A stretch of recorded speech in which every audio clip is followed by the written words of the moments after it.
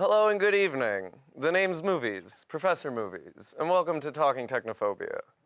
Tonight we'll be talking about the 1979 film Moonraker, a paramount achievement in the terms of James Bond and espionage films in general. So here's a look at some of the stuff we're going to be talking about. As always, we're going to take a look at how technology is depicted in this movie. We'll talk about both like production and in the movie itself, and we'll also eventually like take this towards Star Wars, which comes out in '77, because it really has an impact on this film. We'll talk a little bit about the ethics of espionage that are being communicated in this movie. And then, as always, you know, like on a happier note, we should talk about some love. And then I'd like us to think about why we're still stronger than the machines, because this movie's saying that. But as always, we're trying to think about what this is saying about film, culture, and technology. About me, as some of us know, we got Dr. Professor Mrs. Movies over there, and I tied the knot. 1 week into marriage, that's what it looks like. I thought that would be nice in terms of The Shining. It's been a shining month, in fact. Okay, so. Yeah, I think this weekend we're trying to see it. I have realistic expectations for what I think this will be, but we'll see. All right, so Moonraker, directed by Lewis Gilbert, based on the novel by Ian Fleming. Roger Moore, Michael Lonsdale plays the villain. Richard Kiel returns as Jaws, and I want to talk about his character at some point tonight. A modest budget, twice the budget of The Shining, in fact, and it goes on to gross a lot of money.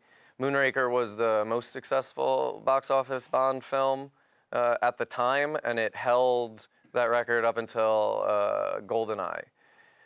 This is a movie that really marks a transition in the Bond franchise where we start seeing camp, and my hope is we can talk a little bit about like tone and how tone shifts through time in these films. And believe it or not, this was nominated for Best Special Effects for the Academy Awards that year. And that might be something worth talking about as well. This was not supposed to be the next Bond film at the time, but the release of Star Wars influenced this as the choice. And like I said, we'll definitely see an impact there. So with that said, to kind of set the scene, let's refamiliarize ourselves with this movie a little bit and what makes it campy. So here is not the trailer. Here is the trailer for the movie.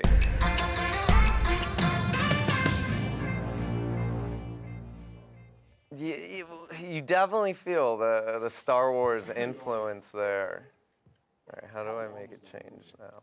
And yeah, like we talk nowadays about like trailers revealing the whole movie, and like it's always been like kind of what's been happening. There's a lot of, this is not a simple plot. I find myself having to stop and be like, wait, what is going on in this movie? Like, what's the plot? And they straight up tell you, like, we're going to Brazil. Mm-hmm. We're going here. Mm-hmm. We're gonna trot the globe. And then space, baby. And then we're going to space. Space, baby. Yeah, and it's like, the tagline on the poster was like, where other Bond films end, we begin. And this one's like, you know, other movies promise you the moon, we're gonna deliver. They don't deliver the moon. They don't. There's no moon in this. They don't go until like the end of the movie. Right. Yeah. It's like the end of Dark Phoenix in a lot of ways. So, let's talk a little bit about James Bond in general for a second. Go back to 1979. We've been to the moon. The space race portion of the Cold War is in a lot of ways kind of like cooling off. A lot of the late 50s and 60s conflict is going into the back burner, but you do have a lot of advancements in what NASA's doing at the time, including using relaunchable like shuttlecrafts. You know, prior to that, it's just the top piece of the capsule. You know, then a parachute comes out of it. What else? Oh, and there's talk about like Skylab and things like that, like putting space stations up in space. We're not quite at Ronald Reagan's Star Wars yet, I don't think, but that's coming soon. Or Trump's Space Force. Trump's Space Force, and true, like we'll get there. But in a lot of ways, this movie does kind of convey like the same messages that like the Space Force and the Star Wars program kind of do as well. Star Wars also comes out in '77, and it marks a shift in science fiction in terms of how technology is depicted, right? Technology goes from like this serious social critique to spectacle, right? And a lot of like what we take away on the surface level of A New Hope is the lasers and space and the space stations and the battles and things like that. So both of like the space race and then like how Star Wars is using and depicting technology are influencing this film in a lot of ways. And what we're also seeing in this film is a shift in tone, right? The theory that I'm gonna try to convey to you, like with all film franchises, but also like film in general is kind of like generational, and it'll go from serious tones, right? And then like gradually will swing in the course of like 8 to 10 years over to camp, right, as the tone. And you can see this with like the Batman franchises, from Nightmare on Elm Street, Welcome to Prime Time by the fourth movie, and like those films start serious. In a lot of ways, James Bond does too. But with this film, we really do start to see that technology is gimmick, right? Technology is spectacle, and that's important to keep in mind because again, film in a lot of ways can reflect and project like ideas that are in that, a cultural unconsciousness at the time. So what I'm gonna like try to convey to you over the course of our discussion tonight is that even though there's a lot of silliness in this movie, there is this underlying like danger still being associated with technology. As always, it's often through malfunction and sabotage, but there's also like with an eye toward the space race, that fear that the other is going to like outstep us, surpass us, overcome us in terms of like technology, and in this case, outer space, right? And we need to be pioneers in that. We need to be pursuing this avenue in terms of our technological development, or somebody else will, and that can put us all in a lot of danger. So that's kind of like the big idea that I see in this film. There's a lot of other ideas, and as silly as this movie is, I think like our conversation should be a lot of fun tonight. So with that said, I'm going to show you 2 short scenes about technology, for good or for bad, but there's like many scenes we could have chosen. But here's the centrifuge.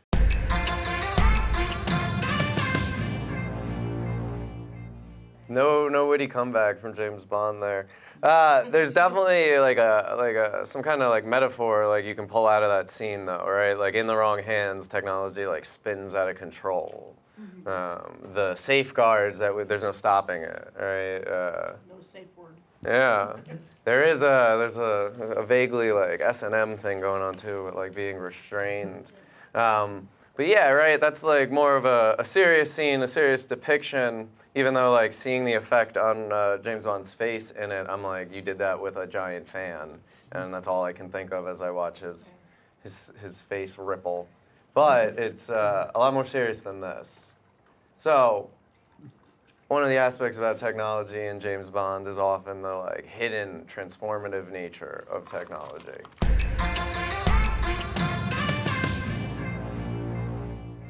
It's scenes like that where you see the reactions of the audience, right? The guy falling off of the boat, right? Like those just for laughs scenes, that's what we're talking about when I'm talking about camp, right? Like this is poking fun. There's a level of self-awareness in this film. It knows that it's a silly movie on some level. All right, so let's talk about some technology. But first, for extra credit, what's a Moonraker? Say something that breaks the moon. Buggy, because technically the wheel. What? I don't know. Okay, good try, good attempt. Anyone else want to take a guess? What is a Moonraker? Like a long time ago, smugglers used to and to avoid getting caught, they would pretend like they were raking in the moonlight or something. Ooh, okay. I was like, oh, I think you're onto it when you said smugglers, because I thought you were going to go nautical with this. Because Yeah. Moonraker is a nautical term. It is a type of sail that goes above your main sail on the mast, and it's usually a square sail that is deployed to pick up additional speed. And after doing extensive research on Wikipedia and Google, that's what I've learned. But I also want you to think about how, like, the shuttle in this movie, which is the Moonraker, is something placed on top of something else and involves speed. But at its heart, right, Moonraker is a form of technology that allows us to accelerate, right, do something faster. So that's a Moonraker, because I kept watching this movie, and I was like, but what is a Moonraker? And the song in the opening did not help. So that's a Moonraker, and now you can impress your friends at parties. All right, so there's a lot of technology both in the film and outside the film. Like, for example, the use of models and miniatures is something that you might want to talk about. But let's start our conversation about technology by just like thinking about like big picture, like what we see in terms of technology in this movie, and then we'll kind of like gear towards like how that stuff is being depicted. Yeah, go ahead. I like the fact that it kind of the villain. Drax? Kind of, yeah, he's telling his plan or whatever. He's got that plant that's like linked to sterilism, whatever. So I think it kind of shows this like nature kind of also being used for bad stuff, and the technology and stuff that he wants to use, the Moonrakers and stuff, to kind of almost have like his eugenics program of like perfect breed of people out on this space station kind of thing. So it's just like this weird like nature versus technology in that sense, but he's using it like for this evil. Yeah, and there's this like perversion of the natural world, right? Yeah. Turning nature into a weapon. Absolutely, yeah.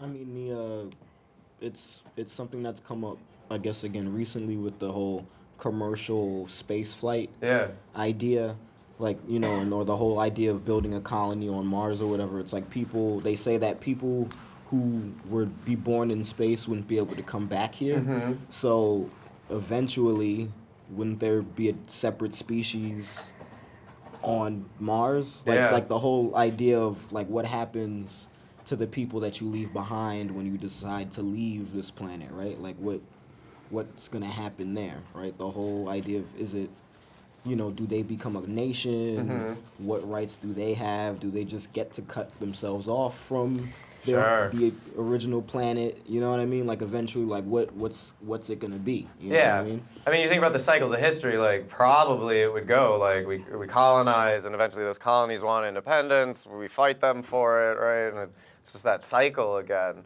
But like, in fact, of like people changing, it reminds me of WALL-E. And again, WALL-E would be a great movie to talk about one day, because like those people, like from the low gravity or whatever, they're like giant babies with like no bone density anymore. Yeah. Okay.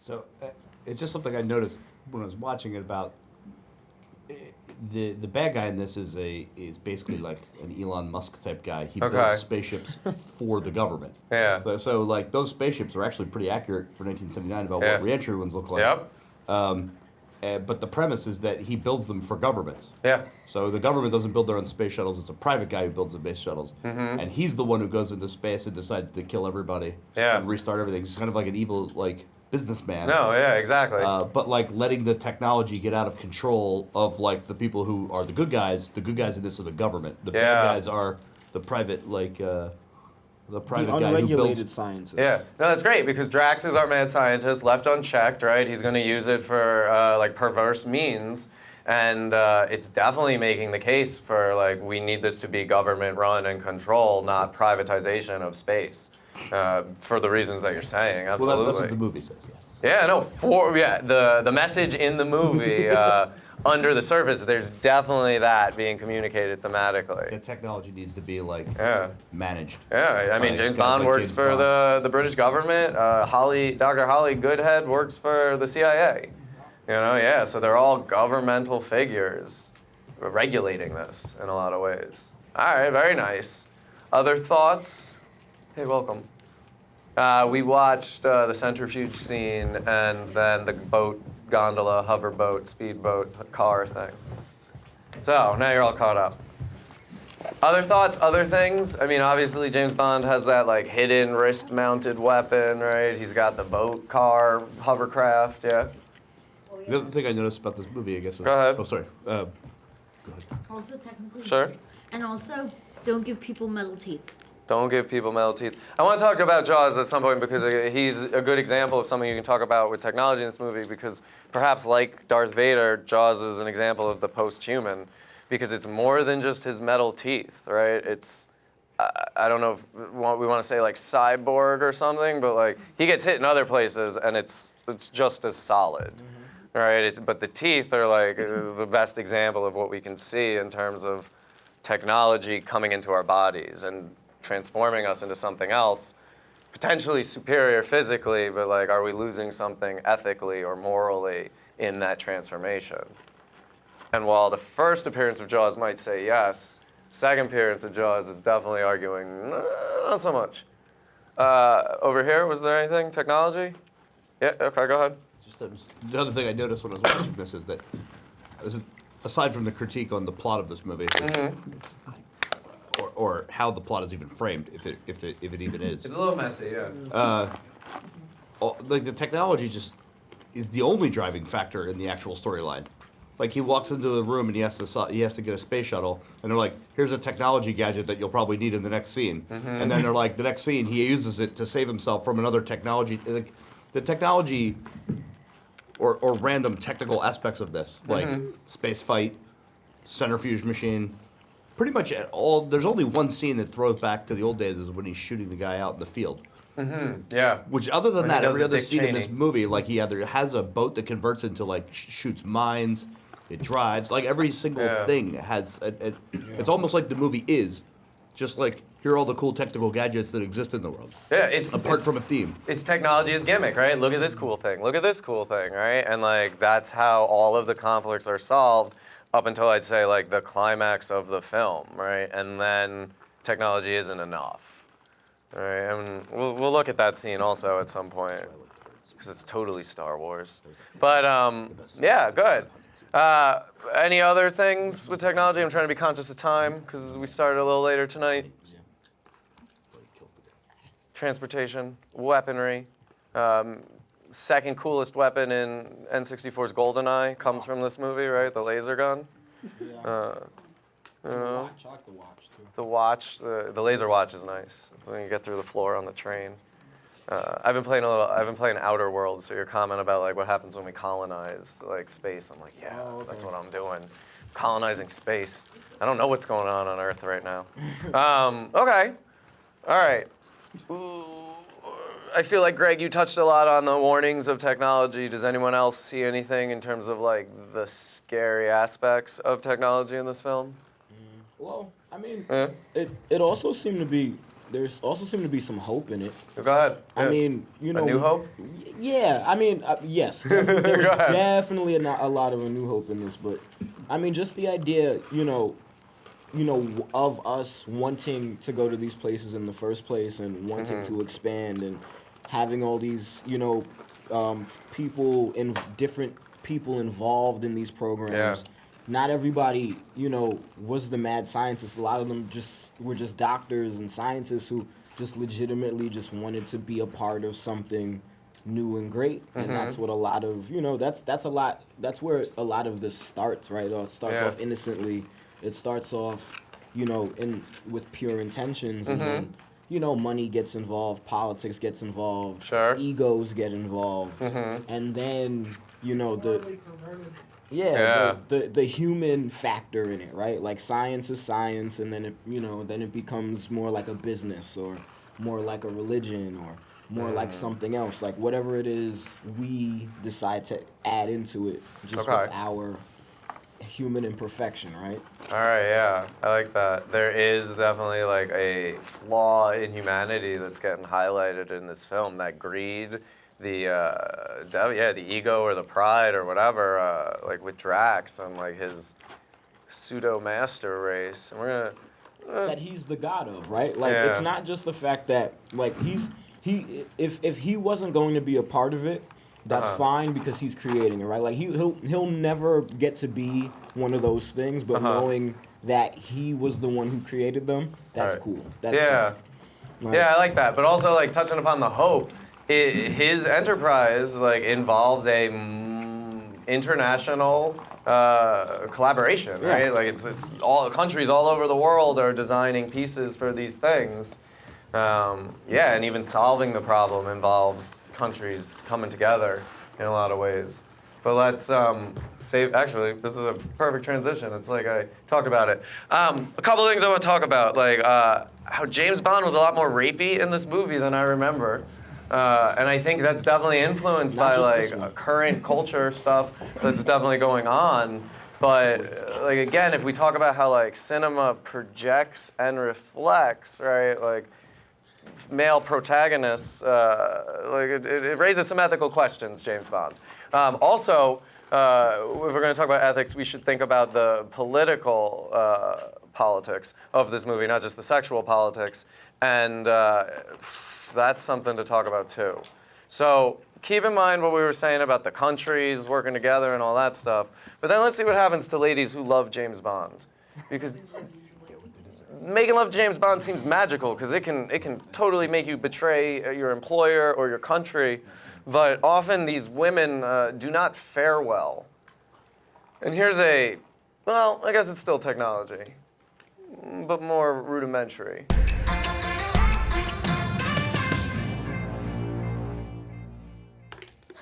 So first off, again, like just on the few scenes we've looked at so far, right? Like this movie is all over the place in terms of tone, right? Like it doesn't know what it wants to be as a movie, right? It's a thriller, right? It's goofy, and that's really like something that signifies like this shift, right? We're at a moment where like technology is starting to be something we poke fun at, but we're not 100% there yet, and it makes the movie, oof, it's a ride, all right? So, I almost want to make the claim that like this is a axis of evil representation in our villains, right? This is a redo of World War II, that we've got an Asian antagonist, we've got a vaguely German antagonist in Drax. The Italian aspect is a little harder for me to like think through, but I know we go to Italy in this movie. There's talk about like a master race and eugenics as we brought up, and I think all of these things are appropriate to talk about now. Also, the sexual politics and the ethics around that in this movie are things to consider. So, you want to talk about exciting politics or boring sex first? Exciting politics it is. All right, so let's think about the political politics of this movie, who the enemy is, what's being said, all that stuff. Yeah, what do you think? Trying to tie the ethics back into technology. I think that they wanted to make a movie after Star Wars came out about gadgets and space and shooting and everything cool in technology, and they literally left no room for a plot. So they're like, World War II. Nazis are evil. Nazis are bad. And like, so there is no ethical, like, I mean, the ethics are overwrought. I mean, this guy's like, I'm going to kill every person on the planet and start a master race. All right, well, there's no nuance to it. Nope. They put a random Asian guy in there. Yeah. It made no sense at all. But I think the point was to highlight the technology. Like, there's no ethics in this film that's subtle. The ethics are overwhelmingly, James Bond can do anything he wants. He's saving the entire planet. So whatever happens, happens. Like, you're allowed to kill a few people in the process if your end goal is to save 5 Or billion sleep people. with a lot of people. That's normal. Right? But like, spycraft-wise, that's probably the most down-to-earth thing he does in this movie. Yeah, okay. I don't know. I think literally we think spies get down a lot because of James Bond. Yeah, they don't. Versus the other way. Like, I'm sure being a spy, you don't get laid as nearly as much as James Bond. That's Also, Correct, but also working James with Bond's not a foreign spy. assets is a Yeah, that's true, right? Like, he's not a spy. He's not a spy in this Cold War movie. spies, yeah. He's actually just an investigator. Yeah. He calls himself James Bond the whole time. Yeah, himself yeah, he James tells Bond a everybody, I'm lot. Bond, James Bond. I'm here to figure out what my Yeah. space shuttle's missing. Yeah. I'm spying. So both Germany and Japan industrialized very quickly, right? Post World War I, pre-World War I actually. We can even make that argument with Germany, right? There's rapid industrialization, rapid modernization. Technology is being developed at leaps and bounds. And also, we've got infamous scientists on those sides that are like notorious for like human experimentation, torture, right, and like genocide. So like, yeah, and eugenics. We often forget about the pre-World War II American eugenics program, and that like words like cretin and moron and stuff grow out of our immigration policies and eugenics policies at that time. Pretty much as soon as like the Holocaust and all that came out, like this country did a really good job of like getting rid of a lot of that information. But just like the concentration camps, right? We were doing that stuff too. We were doing that during World War II, if you look at the Japanese. Yeah, that's what I mean. The internment camps, absolutely. Like, And if you look at the, the border now. yes, and it's yeah, the ethics around no one said it was bad, but now it's bad, so okay, we'll stop doing that. Except with the detention centers these days, right? Like we forget the cyclical nature of history, how it repeats, and everyone's like, I don't remember that. You have to say that the news is fake.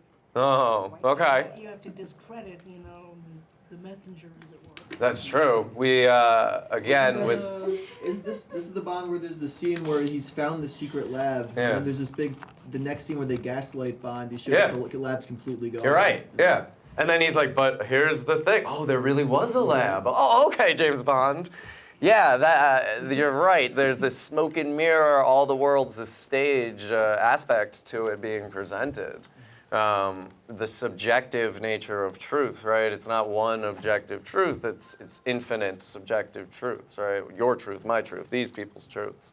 And that's something that, again, like, is possible because of, like, technology, right? I would argue that, like, we're able to share ideas more, so now everybody thinks their ideas are right. But I don't know. All right, any other ideas?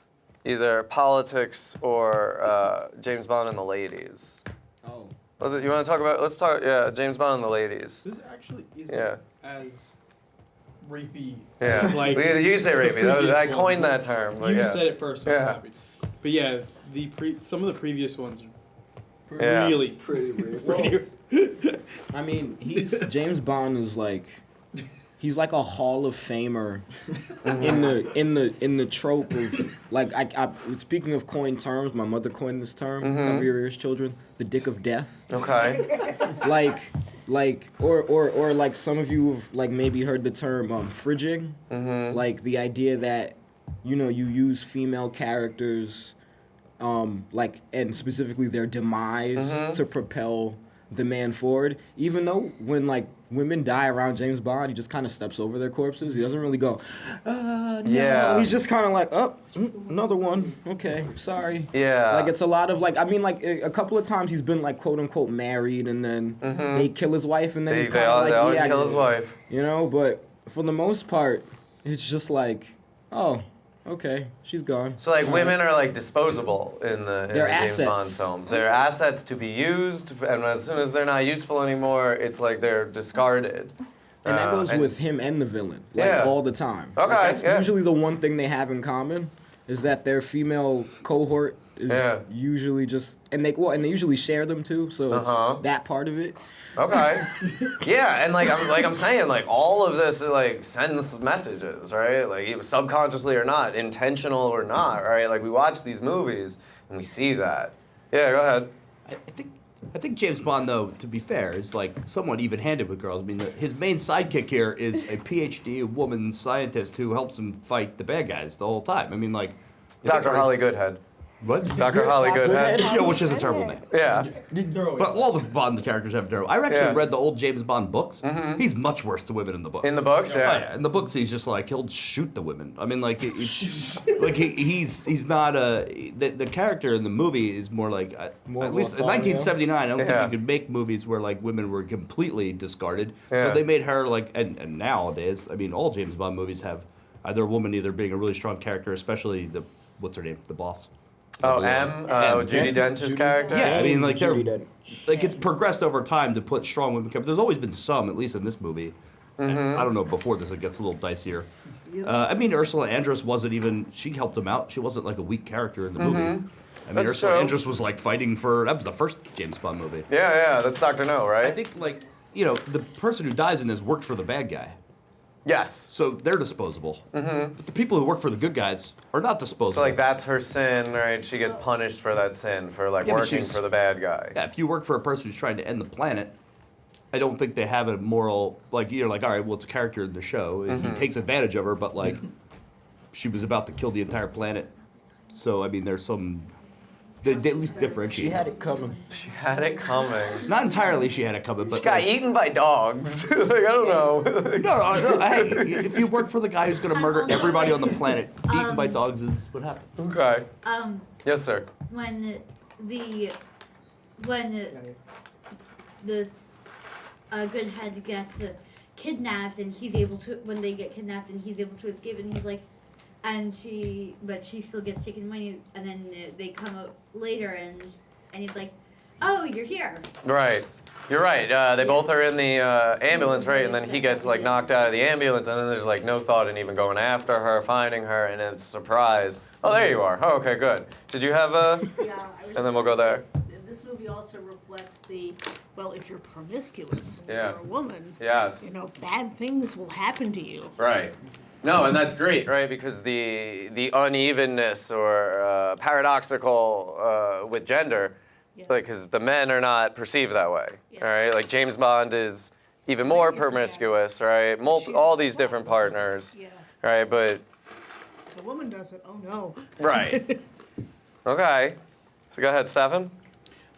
I find it funny that he doesn't. They don't even need to actually sleep with him. Yeah. Like he just shows up and they just change their minds half the times. Yeah. But there is always like these roles where he'll always have like a woman that he meets that is helping him, like in the Holly Goodhead situation, and then there's the villain, and then there's an other sometimes, like, and it's always like she's always there to help him in a sense, but like never really gets like Yeah. good character arc kind of thing. But it's just funny how like he doesn't need to do anything. It just happens to him. Like Right. it just changes everything. Just like a magnet. Yeah. Come to Maybe him. that's the technology. It just must. One of the constraints is all the movies about, all these James Bond movies are movies about one guy. Yeah. They're James Bond movies. So he has to be the lead character in every movie. The female can never be the lead character in a James Bond movie because Yeah. like you'd have to have a different franchise. Like, Yeah. say, We- But at a certain Good point, he's head, just a double high win. functioning like psychopath. Right. Maybe.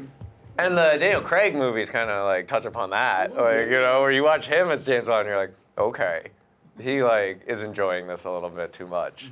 yeah, I mean, I think they try to level up like the stakes. Yeah. So that like whatever you have to do, this is the kind of guy who does things to get things done. I mean, there's a certain amount of like if you're gonna work with guys who are gonna kill the entire planet, you could pretty much dispense with whatever. He has a license to kill. They make a big deal out of that in about half the movies. Like, I mean, this is a guy that you basically need to have. That's almost like an ethics of the entire storyline from 1962 Yeah. till now. You need to have a guy that's willing to cross boundaries, do crazy things, use people, manipulate people, because the stakes in every movie are so astronomically high. Yeah, and especially they're in not this movie, realistic, right? but Like they're. Judge Dredd, but like with a suit. It's almost cartoonish how high they set the stakes in this one. So, Yeah, they literally to the moon almost. but to the moon, then we're gonna kill everybody. I Yeah. also think it's interesting that like International fixer. Yeah. a lot of the times like the villains actually are aware of his promiscuity Yeah. and use it against him. Yeah. That's what I thought like when he landed in that pool and there was all Yeah. those like people there, like the master people. Uh-huh.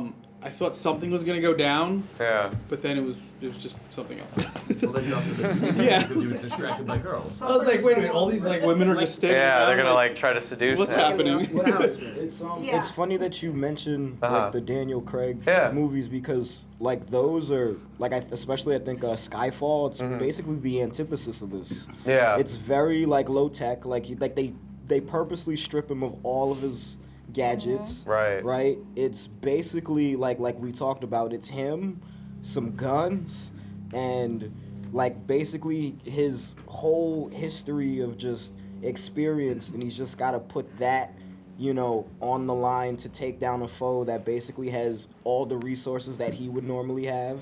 Yeah. And when you contrast that to this, where it's basically just like big everything, and like what you end up with is like a hollow villain in a sense, like who's basically just an interchangeable dude that we've seen before, but like the thing that makes this unique is the gondola boat thing, and you know the laser gun and all that stuff. But like the most recent one that seemed to grab everybody's attention was the one that stripped them of all of that stuff. Yeah, because I mean, I think a lot of opponents of James Bond might make the argument that it's not the man, it's the gadgets, it's the technology. But even this film is trying to say that like James Bond is a problem solver, right? That's what's altruistic about James Bond, right? That's what makes him morally superior, perhaps, than the villains. Is how he can fix these problems, right? Like, and the promiscuity and all that other is just means to an end to saving us all. Yeah, he's serving his government, the crown, and that's something to consider as well, right? Because he's off the case, you know, and he still pursues the case. So it's not just the job. All right, go ahead. Well, I was thinking, like, it just occurred to me, but a lot of the original version of Bond using the women and the thing as a means to get to his end, all the books were written in, I guess, in the 50s and 60s. And at the time, the Russians did actually use, like, secret agents, and they did use sex to try to distract people. And that was an actual whole plan of the KGB to throw people off the track. So there was a whole aspect of that really did exist. Yeah. Now, the character was developed in that genre. So they just it became sort of a calling card of the show. But by this time, the movies, the films are what, 18 years old? So now it's more of like a trope in this. Yeah. Like it doesn't look like it had to be there, but it looked like it was there because of the legacy of what it, like it, From Russia with Love is an entire movie about like basically an agent who's a Russian agent, but he's in love with her and they're using the love to get through to the British to steal the British secrets. I mean, so you know, there might just be some legacy of it at this point, like where now they're just doing it to like for jokes. Yeah, like, no, we're gonna get this girl killed by dogs. Right, and the clown. Didn't make the any clown sense. in Rio, when Jaws is dressed like the clown coming down the alleyway. Yeah. It's terrifying but goofy at the same time. Yes. It's like the It's core where of Jaws. Yeah, that's Jaws in a nutshell. Go ahead. Speaking of Jaws too, I think it's Jaws 2, the revenge. it's interesting the ethics of the actual villain too towards his towards Jaws, in that like he's using him, and Roger Moore points out at the end, like basically you have this master race, like what are you gonna do if like there's others that aren't perfect? And he's looking, the camera looks straight at Jaws, and it has this And his moment of girlfriend. like, you know, that's where he kind of switches. But it's just like, even, you know, to his own people on his side, his goons and stuff, they're expendable to Yeah, him. manipulation means to an end. Going back to, I got you next. Going back to what you were saying, yeah, James Bond is something that grows out of the Cold War. And this is comes out at a period of time where like we're talking about détente, right? And like, and cooperation and cooling of images. And can you divorce James Bond from the Cold War, right? If that's what James Bond was, right? Can he not be rooted in that? Because they've tried, you know, and like they've continued the movies. Cold War is over 30 years. So it's something to consider. Yeah, go ahead. I'm sorry, as I'm looking at all of this and the line from the Mike Myers film comes up with wanting a shark with freaking lasers. Freaking right? lasers on their heads. So in effect, for the Roger Moore years, we really do have Batman without the mask with his utility belt. Yeah. It hits more Yeah. superhero tropes than it does side tropes. It's Adam West, Batman, in a lot of ways. Yeah. I like that. I think he could have had the job too. Yeah? Yeah. Adam West is Batman. I'd be okay with that. Well, James Bond is Batman, but also Adam West is James Bond. I'd also be okay with a female James Bond. Let's see what they can do. Chrome can update. Telling us. All right. Last thought, ethics. A lot of good ideas. Let's talk about some Star Wars. Yay. 2 years after Star Wars, this movie is very much influenced by it. All right, they rushed production on this instead of another film because of the success of Star Wars. A lot of the production of Star Wars is just kind of like transported in, and like plot points as well. I'm not going to show you the end right now because we'll talk about that later, but the ending scene is straight out of Star Wars. But here's some space station stuff.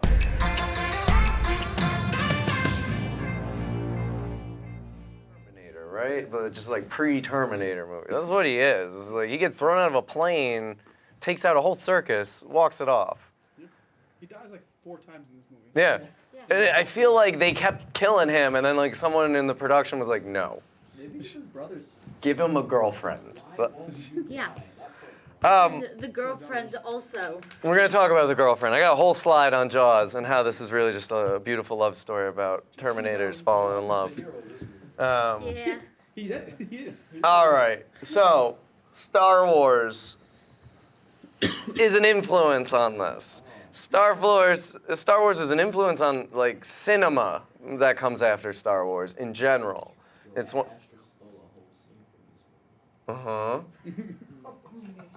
But this is also like responding to things with like we were saying, like 2001. There's a little Flash Gordon, right? But this is definitely borrowing and using that whole like technology as spectacle, right? Like explosions, lasers. So I mean, what can we say in terms of that? Yeah. I think the best borrow from Star Wars was the lasers. Uh-huh. The laser fight in space. Yeah. But like, I don't think they borrowed anything correctly. Okay, go ahead. And the biggest problem with that scene is they saw that lasers looked cool when you fire them, and the sounds they make were pretty well covered.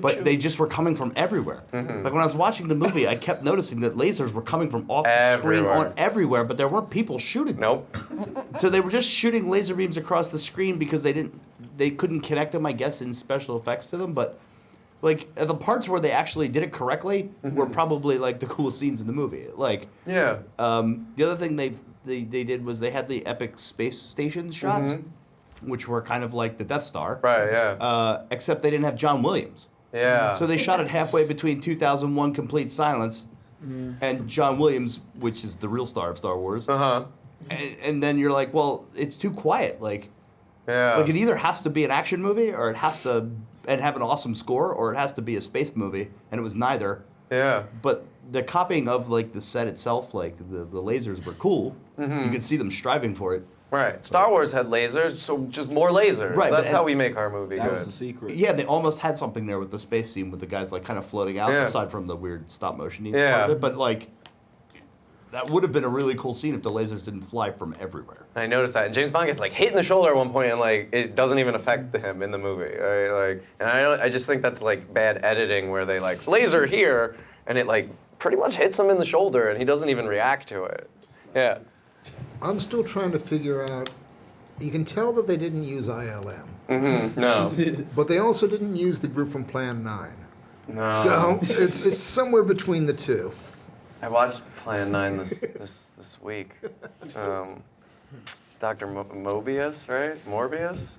I don't know. Yeah, but the effects in it and like the miniatures and stuff like held up a lot better than I thought they would when I went back and watched it. I was like, okay. Well, the sets are really impressive. The sets were really impressive. How many of them they have? Yeah. Not Liam Neeson. Liam, Naked Gun guy. Liam Neeson? That's not Liam Neeson. Leslie- Leslie Nielsen. Nielsen. Oh. Yeah. I was like, oh man, it's a baby. That's not Plan 9. What is that, Forbidden Planet? That's Forbidden Planet. Forbidden Planet. Oh. Forbidden Planet's good too, guys. Oh no, it's great. Yeah. Okay. Other Star Wars thoughts? Because like everyone's trying to do Star Wars at this point after this. I would say people are still Star Warsing. The Last Starfighter? Oh my goodness. Yeah. It sort of felt like there was a Logan's Run reference in there too, Okay. when he was doing the whole thing, explaining the plan, and those two characters there just just scream Logan's Run, and Yeah. they You're right. You're right. that just hit me. I was like, ooh. Are you a green? Are you a red? Yep. Go ahead. It's just that when you said Industrial Light and Magic, When you're saying chasing Star Wars, what this felt like to me, at least, was that a large production studio, which prided itself on having good special effects pre-Star Wars, played catch-up and 2 years later tried to make a movie without actually consulting with ILM or the predecessor of it. And this is what you get. It's like people that were outclassed in 1977 and felt bad about it and tried to make up for it and made this movie and did a 50% job on it, but like not a late to the 100% game. job, which left it completely campy and in the middle. At least that's what I thought. Definitely. So, all right, so like something that makes Star Wars stand out then is like the score, right? Like that's kind of what we were articulating earlier with that. Yeah, that's a big part. The effects, right? Like, and we're seeing it here. We're seeing this movie try to like replicate all of that, albeit perhaps like half-heartedly, right? Not going all the way with it, not really like achieving the same kind of commercial success. Well, it didn't really have a good story in comparison. Yeah, I'm like, what? Why did Drax steal the spaceship in the beginning of the movie? But why? Why? Explain it to me. Yeah, it was just like, tell me again. They needed one more spaceship. One of his they needed X number of ships to get up to the space station, and one broke. And this, So and he one just broke. That was it. And So the one it's that he like, had previously sold to the Americans that was being lent to the British, he decided to take right, it I'm gonna back. just take that back. It just feels like And not the pretend best like it plan crashed. in the world. Right? Well, he had to secretly steal it back. Yeah. So he faked the crash in Alaska.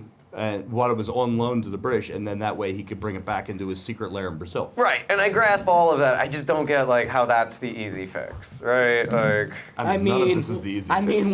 when your master plan. Yeah. like, but it's so the plan itself involves like again unseen intricacies, right? So many, and like you couldn't repair a spaceship. You had to steal it back from the government because he would have gotten away with it if it wasn't for the meddling kids. Well, like, Bond doesn't have a character in the same way that like Luke has a character. Bond is just like this empty shell of what should be like cool. Right. Okay. So plot-wise, you're never going to have the same kind of plot arc. There's no that hero's Bond journey film with has. Bond. Right. Yeah. It's just another You mission. can't get more awesome. You can't improve on You can't. greatness. He's Let's go here. Yeah, I think it's also just for You can the improve number on of greatness. movies. Like he's been around at this point for so long. It's just like everybody knows Bond. That's it. But Yeah, go ahead. I was gonna say, but what made this like I think extra campy for me versus like the Star Wars space battles, just like there were no ships. They were just like all like floating around, Yeah. shooting at each other. Lasers everywhere. And I'm just like, wait, when did all of these guys just come out? They're all the same Spoil color out the space laser. shuttle at some point. That's Just, like, what poured out. makes it confusing. The scene where there's just lasers everywhere, they're all the same color laser. Yeah. So you don't know who's shooting who. And then why does Q have one of those laser? And the monk, right? I yeah, love the that our monk is, like, introduction, they're in a shooting at- monastery, I'm and like, the monk okay, is yeah. melting a fake head with the Yeah, laser. I'm like, Well, it okay, feels this is like they're definitely lampshading foreshadowing later, but like, Uh-huh. why do you have it? Right. If that's like Drax's. It seems like everyone is secretly developing lasers, is what this movie is Well, I telling think me. it's like justify the fact that you're watching what's supposed to be set in the modern day, except also there's a bunch of lasers, so it's kind of like lampshading the idea for later on. They're Yeah. like, we understand this is a little bit wacky. Science fiction that one day will be science fact, right? We're gonna get to these lasers. It's possible we're developing prototypes right now, like covertly, maybe. But Drax has all of them. But Drax has got the most ones, yeah. Americans, actually, I Obviously. don't know. Are they Americans or Brits in the shuttle? Or? It's the American Brits. government is the one we see in the American the scenes. I imagine it's like America there. Yeah, Ryan, go ahead. No, I mean, Elon's got flamethrowers. He is that's the selling a start. line of Yeah, flamethrowers, that's right? the start. I watched a unrelated. Oh no, this is related to Star Wars. I watched a documentary about Star Wars Land last night, and it was totally Disney propaganda. By the way, it was like 2 hours of Disney propaganda. It's like what they would air in their hotels, I imagine. But the like head of Disney's like park development, the head Imagineer guy, looks like Lex Luthor. And for a second, I didn't remember what Bob Iger looks like, and I was like, "Oh my God, is that Bob Iger? Is the head of Disney? Is he a Lex Luthor lookalike? Because that would be amazing." And it wasn't. I don't remember the gentleman's name. He seems like a wonderful person. Don't get me wrong. Please don't sue us. But he was a bald man who had a striking resemblance to Lex Luthor, and all I could think about was Disney going to space and like Mickey Mouse with a laser gun. But Jason went to space in the Friday the 13th movies, Jason X, right? Leprechaun went to space. James Bond has gone to space. So like again, in your franchise, at some point, all right, you're going to go to space, and it's going to be silly. Go ahead. One other thing that I thought about actually came from Clerks. So they built this space station here in space with nobody noticing. They built a space station, Right. Because it's got a cloaking device. Obviously. Except somehow they put it in space. Like they built it. How many contractors would it take? Like you can't just build a space station. It would take hundreds of thousands of people to build this thing. Right. And so like, and there's that scene in Clerks where like when you blow up the Death Star, you probably killed a lot of contractors Right. too. I had friends on that Death Star. Yeah, so like, it just made me think of like the whole entire premise of the movie, like the technology, like they tried to put technology into the movie, but they did it in such a way that, like in Star Wars, that's a joke because in Star Wars they have multiple planets building things, but in this Right. movie they kind of glossed over the fact that this guy built a what would be $1 trillion space station, and nobody noticed No, that's until very like true. 12 hours before he was about to kill the entire planet. 12 fed to the minutes. What? They were all fed Feeds to them to the dogs. All of them. All of them. Dogs are well fed. Well-fed dogs, Yeah. well-trained. You I raise your did. hand? Okay. Other Star Wars related things? Can you think of other movies from this time period? Or, I don't know, you want to talk about how Star Wars itself got campy at some point? Was it always campy? Yes. Those Ewoks? I mean, come on guys, those Ewoks. They are adorable. They were Jar the, Jar Binks. Jar Jar Binks is the key. If we can get Jar Jar Binks working, we'll be successful. Jar Jar Binks is, Representative Binks too now. Yeah. Senator Banks. Okay. Star Wars is very influential. Everything is affected by it, even something that you would think would be so far removed from it, right? Like James Bond, right? Like we can see that ripple that Star Wars makes when it's dropped on the scene. And we will see more of that before we're done tonight, right? Because the end of this movie is the Death Star run, in a lot of ways. All right. And James Bond's got the Force probably, but let's see. No, those are pheromones. Oh, that's his metachlorians. The women can smell his metachlorians, Yeah. which is again another perfect transition to talk about love. You're gonna have to do that spinny scene again. I want to know what's going on there. Yeah, he gets onto that thing looking like he's gonna hurl. He does, and I'm like, this is a metaphor for how, like, in the wrong hands, technology spins out of control and Yes. you can't stop it. All right, and then our bad guy, our monster, our Terminator. All right, just like Terminator: My Dark favorite. Fate. Spoilers. We gotta humanize that guy eventually at some point because they become so popular. All right, and you don't want to condition your audience to like the bad guys. So Jaws is a character who goes through a very ridiculous transformation in a very short amount of time in this movie. Can we And see it King Kong? it feels like it comes out of nowhere, and it's very kind of like King Kong-y. It doesn't feel like it. It does. So, and what makes her inferior is the fact that she has glasses, right? Like just when we're Obviously. talking about her inferiority.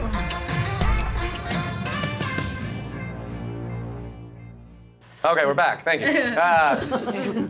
All right. How much They were- of that did they hear? We'll never know. All right. There's a lot of lust in James Bond. We've kind of like touched upon that. James Bond himself as a character is a character who like very rarely do we see enter the realm of like what we would consider like love, because it's always a new girl each movie, right, and stuff like that. And either James Bond's having his heart broken or he's breaking hearts. I'll leave that open to your own speculation. But like with this scene, like this movie really becomes a love story. It's just not James Bond's love story, and it's almost like Jaws very quickly gets elevated in terms of like main character status. There's a redemptive power of love that runs through all of these movies, right? That we've been talking about. This idea that like love saves the day, love redeems people. I'm sure. Love will save Kylo Ren in the new Star Wars movie or something. Love saved Darth Vader on some level. So like, love is a powerful, magical concept in movies, and it is so in this movie as well. So I don't know. What do you want? Like, let's talk about Jaws because he's basically a robot that learns to love, just like the Matrix movies. I know he's not a robot, but you haven't convinced me entirely that he's not. But Mm-hmm. I'm sorry, is he using his metal teeth to take a bottle cap off of a bottle of champagne? Mm-hmm. Yep. Yeah, you pull the cord. Pull the cork. Bottle cap. Is it a bottle cap? I don't know, but he, either that or, you know. Maybe just pull the cork out. There's definitely some undertones in that scene, especially when you look at it on loop, right? I could see some Freud there. Let's not go there. Sometimes a champagne bottle is just a champagne bottle. That's I all. mean, he didn't have a corkscrew. Yeah, I mean, as one does. That's an amazing set of teeth then. But you're right. There, like, I mean, let's call a spade, right? Like, there's a lot of phallic imagery, even if you look at the biting through the cable, right? There's that, but there's a frightening component to it because of the metal teeth. There's this emasculation of James Bond that you could argue, because also like the gun itself, right, is like a phallic symbol. I've had people like try to argue that as well. I don't know, everything's a phallus. Everything. Buildings. And sometimes it's just a cigar. And sometimes it's just a cigar. You're right. So I don't know. What can we say? What can we say about Jaws other than his implied phallic imagery in those two images? Yes, sir. From a love standpoint, I mean, I guess the big changing point of what convinced him was when he realizes he's in love with the girl, but she's not one of the members of the future race of the planet. Mm-hmm. So James Bond's like, he's talking about killing your girl here. Yeah. Because Yeah. she's not going to be included. And he's like, oh. And that's what shifts him over. So it's kind of like a mix of love plus, master race technology. Yeah. And But- I mean, Jaws wasn't even wearing the spacesuit anyway. Right, he stands out, like, while everyone else is dressed identical, like the stormtroopers in Star Wars, right? All of Drax's minions are kind of just, like, interchangeable, except for Jaws, right? Jaws is the Captain Phasma of this movie. Maybe. It was on back order, I swear. No. They had to make a bigger one for Big him. and tall. They don't have big and tall shops in space. That's right. This is the second Jaws movie. This right? is the second Jaws movie, and he's straight up villain in the first. But when you bring him in the first movie and they bring him back, it means, like, people like him. Yes, And is what it means, yeah. So I think they had to give a love story to him because otherwise it's just double villaining. Right, and like They're when kind of known for changing the villain up. So if you're going to bring him back, he can't be the villain again. So this one he had to have an arc, I guess. Right, because otherwise you get people saying that James Bond movies are raising like criminal murdering people, right? Not because of James Bond killing people, but because like the character of Jaws is so engaging and cool and interesting. And from a purely technical movie making Yeah. standpoint, if there wasn't a Jaws arc in this, there's no arc at all in this movie. Sure, yeah. 'Cause He's the only character who has any growth. There's no other plot in this movie. Other Yes. I don't think he could get any bigger. Do you mean size or I mean height. fame or Everything. inappropriate joke? I'm not sure. I don't know what level you're on with that. But yeah, One back from where you one back. Got you. I think they just broke Go ahead. themselves into a corner and they just needed someone to save James Bond. So they're like, oh, let's make Jaws. A Right. good guy. But I thought Like- Jaws was very popular in the movie before that. Yes. He was, yeah. And I want to say the movie ends with like us, the audience, thinking he's dead, right? No, like, they no. actually- no, they say it. They They say, say, okay. well, On the the two of them nose. we'll see them again because like Okay. they made it off. Somehow. Wink. Yeah. Show. Which is like, I think And- the government people or the NASA people think say they say, something. like- Wait, no, not this movie. The There's movie two people- before. Before, I don't know. Because they do say like we'll see him again, and then it's. No, I think It's that too, scene. In this one at the No, end, I know they at- say they get at off the the- spaceship before. Okay, I see. I was just At the wondering because I don't very end. remember the one before it enough to remember if Jaws is like implied dead at the end, and they bring Oh, him yeah. back for this. No, they were like at the very end of this one. They were like, "Oh, it landed in the middle of the Pacific Ocean. We No, I know. think that there's two people on it." Right, no, I know, but Yeah. I'm saying the movie before this that Jaws Oh. appeared in, like, I don't remember how he is resolved in that movie is all, Like, yeah, I know what's happening with him to a certain extent. And listen, we're never going to figure out the motivations of the filmmakers.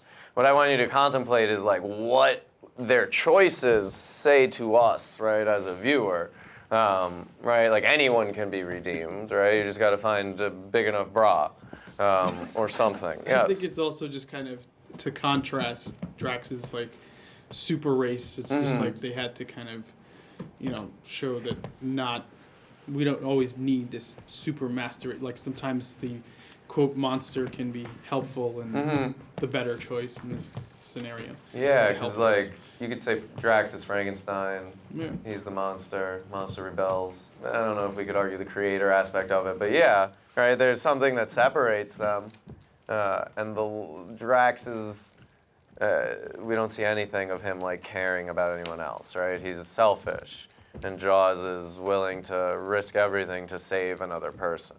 And James Bond, on a bigger scale, right, is risking everything to save all of the other people. And likewise, she sees past his like metal teeth and monstrous frame. Like she walks up to him and just like cue the love music. There's nothing. Love at first sight. No spoken word or anything.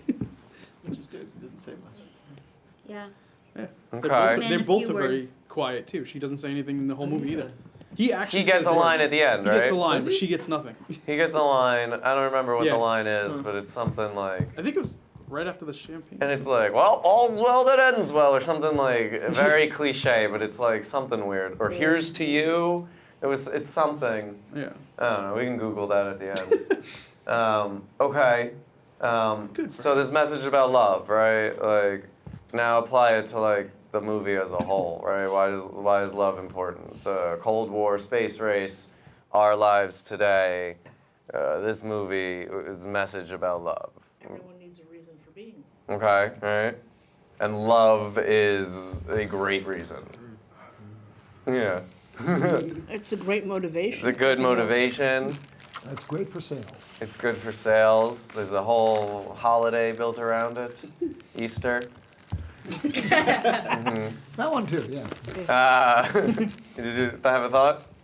I don't know. I mean, this movie came out in 1979. All I can think of is like, for some reason, the outfits, Yeah. the concept, the cheesy love story just made me think of disco music. Okay. It was like kind of popular in 1979. Yeah. Like I'm trying to think of what what's that? There's a Diana Ross song that came out in like the late 70s. It was like a love song. I'm like, I think they just threw it in to match up with disco. Yeah. It was almost like they were like, we just need money. Star Wars made a lot of money. If we throw in space, disco, love. People Like, love Jaws, bring him back. Yeah. Is it possible that could be purely a commercial aspect to keep him in the movie? Yeah. Yes. I think entirely that's the decision behind it. He's a popular character. We're gonna try to like make some money off of him. We don't want parents or something complaining, so like let's give him a girlfriend and make him a good guy by the end of it. But yeah, like love is what we need in the world to turn our enemies into friends. Maybe, I don't know, we gotta get Russia a girlfriend and the Cold War will be over. I don't know, but there's something there like we could pull out, right? Like unintentionally probably, because they're just counting their bills. But like what it says to us, right? Like how we interpret it, there's something there about like love is powerful and love can save people, right? Bring them back from the edge. You saved me, Luke. You know. He's a good guy. He needs to get laid. That's it, you know, and like that, like people getting laid. That's why they're evil, because they're just not getting any, you know. And like you get them laid, and they're a lot less uptight. James Bond is such a good guy. You know, that's why James Bond, we like him so much, because he's laid on the regular. All right. Circling back to Star Wars, and since there's circles on the screen, yeah, this ending scene, I would say, is straight out of the Death Star run in a lot of ways, but it also highlights another trope that emerges in a lot of these films that we've talked about, right? Neo had it, Luke had it, the whatever their names are in Independence Day had it. Your father, I know, yeah. My sister had it, and you have it. But it's treatable. And that is that human ingenuity, right? The thing that separates us from the machines for now, but also like the other animals, right? Like that idea, maybe beyond the soul and the force and all of that stuff, right? Is our problem-solving nature, our ability to think outside the box, our ability to be superior to technology, which might be flawed, malfunctioning, or open to sabotage. So let's watch James Bond be washed in red light for a couple minutes. Oh.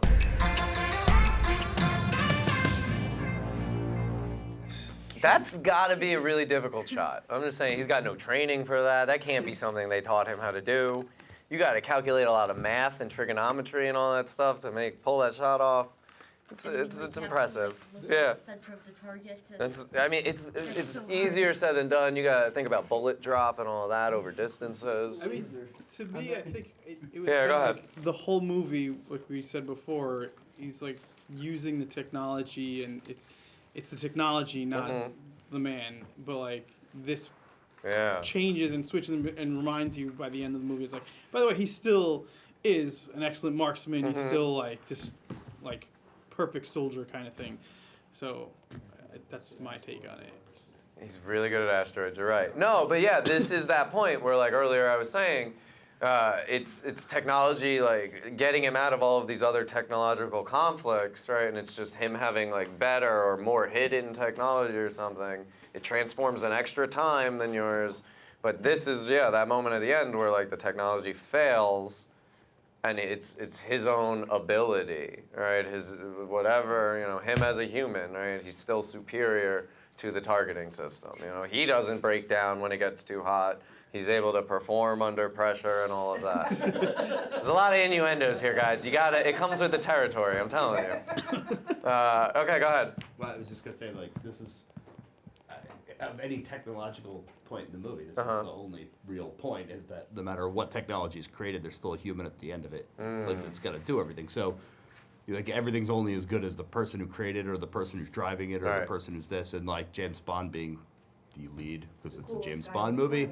Right. Yeah. So he has to be the one to do this at the end, but like he's still using some technology, but like on a limited basis to defeat other technology. It's still all controlled by a person with a good moral code, trying to save all of humanity.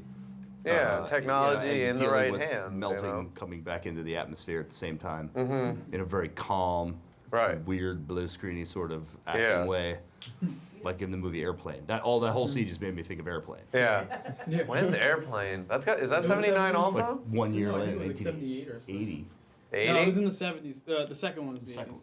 Which was funny because they also went to space. Yeah, you're right. Because they had the shuttle instead of the They landed on the moon base. Yeah. Where they were going. I was expecting Leslie Nielsen to come in. Like, we're all counting on you. Good luck. Okay. And joystick, like she's driving, like Yeah. a spaceship with Is that with what a barrel. Also valid. Yeah, there's a lot of fallacies in this. Yeah. This franchise, not this movie. Whole thing. That's what it's all about, guys. Self-aware about. Yeah, there's a level of self-awareness with it. Maybe. Like the end I line like the of names of the characters are. yeah, and Right. Q's But that's- end line of he's re-entry. Re-entry. He's preparing for But re-entry. like this one's almost like almost. It's a thing that parody of causes itself, like, it's sterility, another right? level That of- he's blowing up. Which Is it? side note, Is it? like I don't yeah, know. I that's thought what it what was. it's something It's with basically that. like everybody on Earth would be thought it was- sterile, and then his master Nerve race would gas. I guess I succeed. killed everybody except the animals or something like that. Yeah, it was Uh, it was a Yeah, nerve kill. gas. Okay. Yeah, Yeah. but Mm-hmm. if that was its design, was to like let that nerve gas out by blowing it up, wouldn't it just release the nerve gas anyway? Like, It might be hot. No, it's probably hot the- enough to The neutralize heat it. from Yes. blowing it It's up would science. destroy the gas. it's whatever. It was just Moving on. entering the atmosphere. It was still well within the safe Of limits. course. We're It was fine. way above where it was. Because once it starts glowing, it's not hot enough. There's a lot of technical. It's fine. But yeah, like James Bond is a problem solver, and yeah, technology is just a tool. It's not good or bad. It's how it's used. It needs to be in the right hands, right? Government hands, perhaps. Well-trained, follow orders, and sleep with a lot of people. Okay. All right. Is that the takeaway then? Like with the end of the movie? That is how the world is saved. Okay. There's no other way for it to happen. That's how all James Bond movies end. Yeah. No, you're right. He saves the day. But again, it wouldn't happen if Jaws didn't have his And he gets the redemption. girl. And they're floating in space when he gets the girl and this thing spinning in the throes of passion Preparing for re-entry. with that sheet they found somewhere. Okay. You know, sheets on I the think shelf? he carries Space it, blanket. but don't ask You think where. so? Don't ask where. It's like, but He's you ever always notice that like sheets in movie are like weird L-shaped? Like all sheets in movies are weird L-shaped. You'll see it. Go look for it now. The sheets are shaped weird. The sheep. The sheep also Well, is them too, weird. but let's not go there. But that's a different Because movie they always entirely. conveniently cover the right places. Yeah, well, because they need it exactly. That's why. But like, I just think like, Hollywood, it makes us imagine this world where everyone has like L-shaped sheets, And every time anyone gets up, they always bring the sheets with and them. everybody everywhere. sleeps naked. Yeah, they always bring the They always sheets. bring with the them. sheets with them. Wait. People who sleep naked don't care about like emergencies in the middle of the night, right? It's fine, whatever. House burns down, I'll go out naked. It's okay. It's just a little cold. My house is burning. Yeah, that's true. Studio lights are bright. Yeah. Going back to The Shining, like The Shining set was really, really hot and not cold, and they all had to pretend to be cold, running around with those jackets and stuff. That was something else in my research for last month that I was like, yeah, that's interesting. I hear Dina yelling. Yeah. Dina, we got like, I can't do math, but 19 minutes, 19 minutes, Isn't that thing like an 18 hour and a off? half. They fixed it. Yeah, it's daylight savings. You don't know about Yeah. that. I think Dina wants to go home. Plus, I'm vamping because we're at the conclusion slide with 19 minutes left. So at this point, we can talk about things overall. You can tell me that you think James Bond is just like a title that gets passed down, and that's how you explain all these different things or something. Yeah, like the Dread Pirate Roberts. Like, this is the time to talk about, our weird James Bond ideas or theories. And this was before Star Trek, 1980 came out. Mm-hmm. No, you're right. Talk about a technology movie. That would be it. Yeah, because the thing we send out comes back. And it's not happy. Yeah, it's not happy. The human race is the creator, the Dr. Frankenstein in the original Star Trek. The first Star Trek movie with the bald woman. V'ger, right? Yeah. V'ger? V'ger, yeah. Because it was the Voyager and something else crashed into each other. Ryan? And then it comes back later as the Borg. Yeah. Maybe. The Borg is a great metaphor for technology. We'll talk about it. Yep. We'll do First Contact one day. Yeah, so Go sort ahead. of with like, what does it say about like film culture and everything? Yeah. It sort of says that like a filmmaker, like certain filmmakers will do what it takes to get money from their films. They will exploit like every sort of like last resource that will Yeah. call attention to this and that and like. Yeah, like all films, Yeah. right? We stand on the shoulders of giants. This movie is like relying on those shoulders Yeah. for a lot of the standing. It doesn't necessarily stand on its own. Right? It's a lot of incomplete, half-baked ideas. Yeah. Yeah, it speaks to the power and danger of genre, Mm. right? Like, Okay. When done well, or treated, sparingly, genre can be, you can get things like this recent Joker film. Yeah.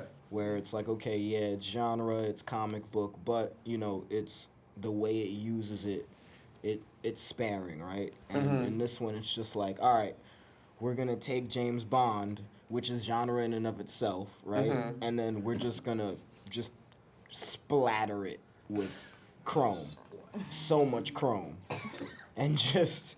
I mean, it's not even that there's so much chrome. Like chrome is, Right, yeah, no, I get what you're saying. But Does this movie have genre dysphoria? yeah, a little bit. But like, you even give the Joker 4 movies, I bet the Joker goes to space. You know what I mean? Like, it could start as grounded and gritty as you want, but sooner or later, it's gonna end up. Just doing the dance in zero gravity. Yeah, like sooner or later, yeah, like that's where movies go, and then they come back, right? And then they go again.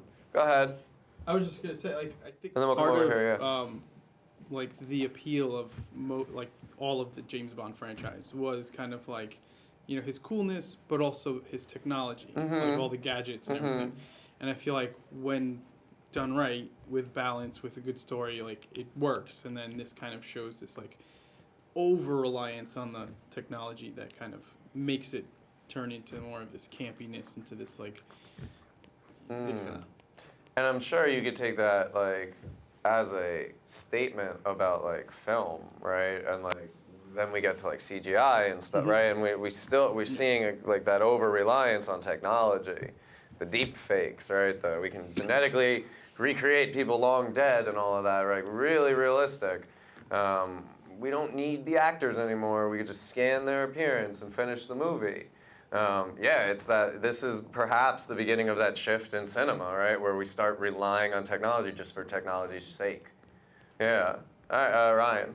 Yeah, and like sort of how they're like two different sort of kinds of movies with recently, Martin Scorsese said that. Well, he said a long response when asked what he thought about Marvel movies. Oh, yeah. But the only part anyone listened to was the end part where he said that they were not cinema. Yeah, he says they're theme parks. Yeah, more like parks. amusement parks. Yeah, he wrote a whole article actually about like, and then Coppola backed him up on it. And he wrote a whole thing about how like movies involve like revelation and everything, and like personal very personal things, and how Marvel movies didn't really contain any of those things, and like, yeah. Yeah. Subtle. Okay. Yeah, you're right. Or like risk or anything, or like genuine. It's the spectacle. It's, ooh, that looks cool, Yeah. right? And you see it in the Marvel movies, and the fact that I watched a 2-hour documentary about Star Wars Land, like, those movies are theme parks, like, literally. Like, the Star Wars Land is a chronological story in Star Wars canon called The Rise of the Resistance. It's a theme park, right? But it's a part of their big story. So I don't just necessarily disagree with them, but I get what because it's different, right? That shot in Endgame, which is everybody come out of wormholes or whatever, it looks cool, and that's all it is. And Star Wars is going to do the same thing based on the trailers with this new movie, right? It's going to be all these ships you've ever seen before, right? Here they are. Look, isn't it cool? Go ahead, and then we'll go here. I think the bottom line you can say is all the special effects in the world, no matter how cool, can't save a bad story. Yeah. Yeah, right? Like, and that kind of, this movie could be used to make that argument, right? When people are like, no, if it's got good special effects, people like it. You're like, well, let's look at Moonraker. Nobody likes Moonraker. One of the things, I mean, just based on tying, like, James Bond to technology in this film, I don't know if this was even a technology film at all. It had technology in it. Yeah, but it's more so than The Shining. More so than The Shining. Come on. That's not what I meant. We're not scraping the bottom of the barrel yet, believe me. But go ahead. What I'm thinking is more like James Bond's character is whatever the scenario, I can handle it. Yes. Whatever it is. So the first movie is Dr. No, and he can like storm beaches and solve mysteries. The next movie is what, the Thunderball? So he's an expert diver. Okay. Then he's like he's a spy. He can do this, and in every progressive movie, he does something different and commands whatever it is. And Star Wars comes out in 1977. They're like, now we're going to make a technology movie. It doesn't matter what the technology is. It's James Bond, and James Bond can handle it no matter what it is. Right. That's the premise of the movie. So the technology is more of like the background. Yeah.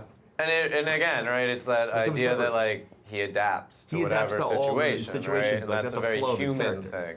Right. And that's why he's the best agent in the world. Technology can't do. Yeah, technology Do that. can't adapt. Yeah, so that's technology. Not a technology movie, but like the technology is the background to how awesome James Bond is at dealing with whatever. In this case, space technology. Okay. I like that. Other thoughts, concluding remarks, questions, comments, concerns, conundrums. Is this the worst James Bond movie, or do you think there's a different one? Like, there are things that happen in this movie that I'm like, I can't believe this is happening. Like when they sword fight in the glass shop. But what and I'm about like, but what about who's the Dalton? Timothy Dalton movie? which one is Timothy Dalton? That's There's Living Daylights. License to Kill and Living Daylight. Yeah, Yeah. those two. They're just so like, is it a James Bond movie? Like, I'd prefer this to that. Because at least he's James Bond. He's making out with girls, he's spaceships. In that movie, he's trying to be serious like Daniel Craig, but hasn't quite bridged the gap yet. Yeah. Like that serious tone, like, it was like a cop drama. It was sort of like the transition between Roger Moore and Pierce Brosnan. Yes. That's what it was. Yep. Yeah.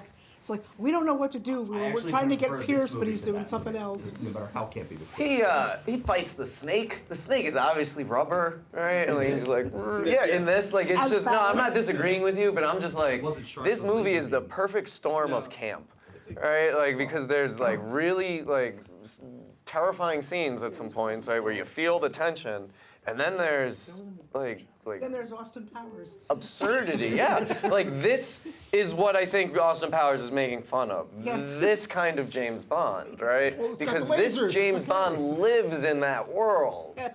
Yeah. Go ahead. Is James Bond canceled?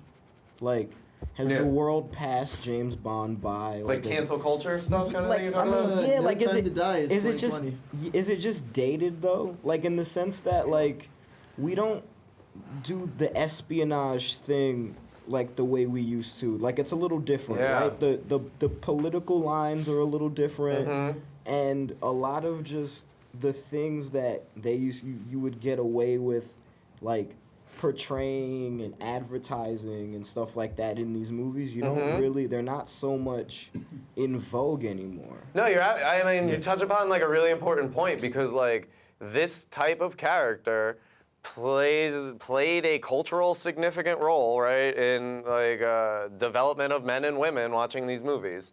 And we live in a time now where like there's a lot of aspects to these movies that like don't work anymore, right? And not just the sex stuff, right? But like you're right, like a lot of like how we think of spy movies and things like that. Like we don't think of this. We don't think of gadgets with spies anymore, I was really. watching the Jack Ryan show, and I was just like, that's a good example. This is more James Bond Than James Bond has been like in a long time. Like, yeah, he's in the exotic locales. He's got the, technology, but it's not so over the top. But I mean, we have pretty ridiculous technology in real life now. So it's not like, yeah, you can kill a bunch of people by pushing a button with this robotic thing that they can't even see. So like, what more do you need other than a drone in a lot of instances, right? Like, so it's a lot of, there's a femme fatale. They got all of the. Yeah, because I would speculate that is Daniel Craig gonna do we know yet who's? Yeah, so I would speculate that Daniel Craig is getting to the point where like he would be transitioning to campy James Bond movies. So let's keep that in mind and see if this super grounded, realistic like James Bond movies go the way of Moonraker. Because like we're at that point where they're gonna try something different with these movies. But in theory, like the superhero movies should be doing that, and they continue to be like the dark and sexy reimagination of superhero movies. Not completely. not Disney's. Like which? Like most of the Disney's. Like the always Avenger have, ones like, were that always little level of camp built in, like from the beginning. Like every Marvel movie has like these like one-liners that are meant for sure. comedy There's and one-liners things there, like but the that. characters, even when it's like ham-fisted and like real on the nose, it's like their love for their daughter is really why they're fighting. Yeah. It's I'm trying to think. That's something for all of us to really think about with the Marvel movies because perhaps the comic books that they're based on like still would fit this pattern. So I'm just trying to think through it like on the spot. You can like definitely see it with Batman '89 through Batman and Robin, right? So like they got really campy for yeah, Batman. right. Like, They but we haven't start cycled like back. grounded, realistic. The Penguin and Catwoman in the second movie. And then we have that shift because McDonald's is mad because like moms are mad that like these toys aren't appropriate because your Penguin guy is biting people's noses off. Even I would argue Nolan's Batman movies by the third movie have started to swing towards camp. If you think about Dark Knight Rises and some of the silliness in It's it. campier than the first. Some days you one. can't get rid of a bomb. That's where we're at with Dark Knight Rises. In the end of Dark Knight Rises, we are Batman 66 trying to get rid of a bomb. And Batman 66 is a perfect example of camp, right? Where he's running through with the bomb. Oh, none. Oh, baby. Oh, this thing. We're not quite there, right? But it's But at started. the end, What a lovely, Batman, lovely like, voice. dies and disappears. So to me, it's more an homage to that. Sure, But okay. it's still supposed to be grounded in reality as much as flying your not spacecraft. And then you carrying your get not bomb. Superman versus Batman. And But the that, yeah, okay. Look. Yeah, and again, those movies, right? Like, we're gonna get dark and grim, but then, maybe we should shift our tone a little bit. Let Joss Whedon come in and do some reshoots. Let's make this a little brighter colors. Like, you're seeing the shift there. Marvel is trying to balance it, but there's a lot of cause Star Wars is like blah blah blah, goofy one-liner, like droid please, like the new Star Wars. I would say that like there's a lot of that in the Marvel movies as well, where like there's a scene, something serious happens, and it's bop bop bop bop bop, womp womp womp. Someone makes that joke and the scene ends. Yeah, like so I don't know. It's something to think about. I'm sure at some point we'll get to superheroes. Yes. And though, yes. Yeah, I saw your hand first. I was gonna say, I think that like the ultimate balance of that is Watchmen. Okay. In that it's like the characters themselves are ridiculous, right? Night Owl's ridiculous, Silk Spectre's ridiculous, the comedian is ridiculous. Yeah. and you know, they exist in this world that is so self-serious and that, like, they're like, yeah, we have vigilantes. Yeah, oh, and we have this big blue guy that's God. Yeah. And then all of the things that are wrapped around that are plausible enough. You understand what I'm saying? Like, yeah, like, okay, like, if we had Dr. Manhattan and we were getting our butts kicked in Vietnam, yeah, we would go send him to handle that. Sure. If he was willing, sure. Yeah, it's an arms race. Yeah, with like superheroes. and it was, and I think that, well, I nominate that for one of these Watchmen? things. That's a good balance. Okay. I think that'd be cool. But again, right, Watchmen is a dark take on the superheroes, which is responding to like the Bronze Age, you know, like the campiness of the Silver Age. Like it's that, like Miller does it too, in addition to Alan Moore, right? With like Batman Year One, Dark Knight Returns. Like it's the we got too silly, so now we're gonna get dark and serious, right? And then we get silly again, and then we'll get dark and serious again. But Watchmen, yeah, is definitely a dark take on the superheroes. There's a lot of technology involved in it, and I think that the ending of the movie makes sense for the movie in a better way than the ending of the comic book does, in terms of where they take it. But I also think Watchmen really shows us how we get world peace, right? We do that thing they do at the end. We lie to them. We lie, yeah. Greg, and then maybe Stefan, and then we're gonna end, I think, unless you guys got it. Okay. I was just thinking we had that conversation about like where we are in the arc of campiness versus Right now. where's James Bond going to go. Yeah. And I think one of the problems that James Bond has as a franchise is that it's in between Marvel movies because they're competing for the same viewers. That's true. So it can't go campier than Marvel until Marvel goes campy because Marvel's got more money. So it feels like, I mean, if they were to go campy and Marvel doesn't, then nobody's going to go.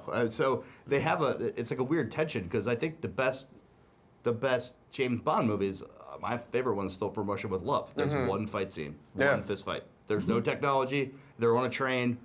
There's nothing else to it. It's just a spy movie, a love movie, intrigue movie. But it's not a good story. It's a great story. It's a well-written story. It's well-acted. It's well-directed. noir. If they go back that direction, there's room for that Yeah. in James Bond now. If they try to keep up with the action and the Daniel Craig, I'm going to jump off of buildings and be a parkour expert. Because that was very much like responding to the Bourne Identity movies in a lot of ways. Exactly. They were trying to keep up with the success of Bourne, and that took them.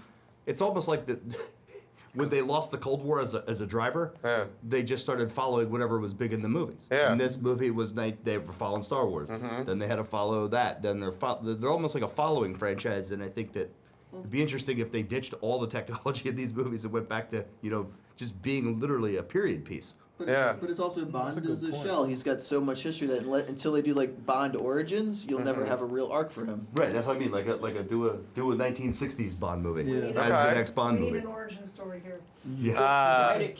Whoever does the stuff, whatever company owns James Bond, was it Paramount? No, Yeah. it's what is it? I mean, Columbia it up. Pictures now Columbia? does the distribution. Columbia, I think call it's- us. We got some ideas. We'll talk.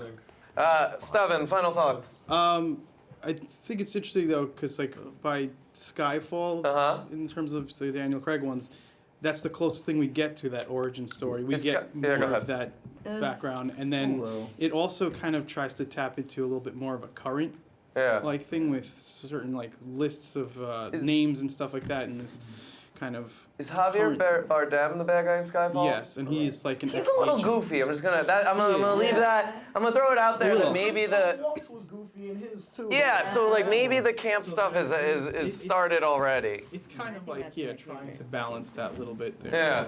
So. Okay. Well, with that said, this was a lot of fun. Thank you all for coming. Thank you for sharing your ideas. Thank you for listening to each other. We are stronger together, obviously, and we can encounter any problem space throws at us. Next month, December 6th, let's talk about time travel. And I would say you could watch Back to the Future, but like I encourage you to maybe watch all of them if you can, because like it's one thing. Because you're close to space in 3. So. Yeah. That train definitely is probably going to space. Space is involved. If they do a Back to the Future 4, they'll go to space. But yeah, I mean, if you want, like, I think this is the kind of thing where we could talk about the sequel or the third one, which we'll talk about that less, maybe. Yeah, but Back to the Future 1 and 2, I definitely think like could be open to talk about next week, next month. All right, time's up. I gotta go. Dina's already killed the feed. Love you all. Bye-bye. Thank you.